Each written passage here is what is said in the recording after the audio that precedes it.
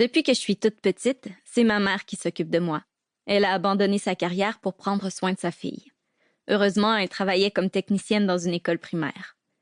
Je m'amuse à dire qu'elle était prédestinée à avoir un enfant quelque peu différent, qu'elle avait fait ce choix en optant pour un tel métier, même si je sais que cela n'a absolument rien à voir.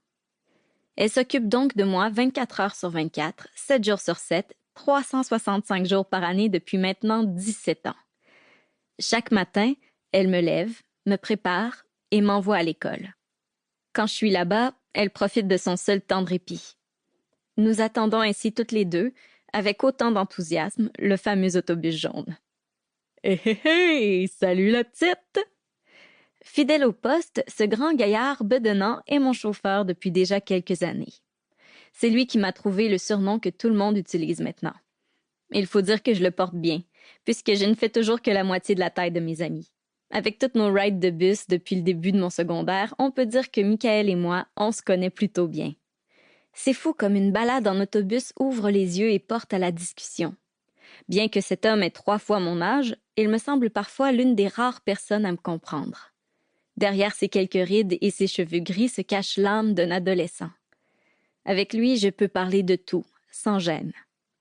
Il ne se prend pas pour un autre et ne prétend jamais connaître la vérité, comme le font plusieurs jeunes de mon âge. Il se contente de donner son opinion et de s'intéresser à la mienne.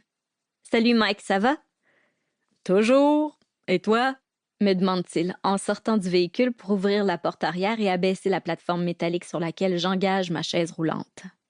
Ce bon vieil autobus a été, à de nombreuses reprises, notre sujet de discussion. Avec les 2 autres élèves que nous allons chercher, nous avons pris l'habitude, surtout les vendredis soirs, de parler de notre projet de fou, rénover cette vieille carrosserie et la transformer en mini-camper. Notre plan est déjà établi. On enlèverait les quelques sièges, on y installerait une toilette, un super grand lit, ainsi qu'une table et de petits bancs confortables. Évidemment, on prendrait soin de repeindre l'extérieur en recouvrant le jaune banane de beaux graffitis à notre image. En fait, on rêvait de vivre la liberté des années 1960-1970 lors du mouvement hippie. Ouais, ça va super bien. Surtout quand c'est ta dernière journée de secondaire à vie. As-tu planifié quelque chose de spécial cet été pour fêter ça? Demande Michael en s'assoyant lourdement sur le siège du conducteur. J'aimerais bien aller me promener un peu partout à travers le Québec. Tu me connais, depuis le temps. Je voudrais partir libre comme l'air sur un nowhere. Mais je crois que ça va finir comme d'habitude à rester tranquille avec ma famille.